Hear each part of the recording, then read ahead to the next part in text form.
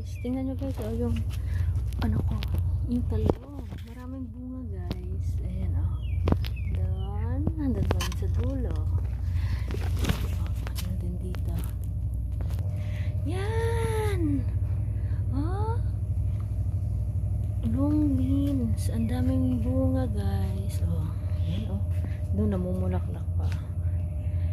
Diba? Ang daming bunga. Tsaka andito meron din. Ang daming bunga guys oh. Ito, okra.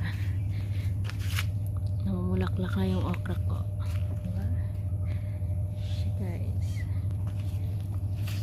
Ang dami diba? Harvest naman ako.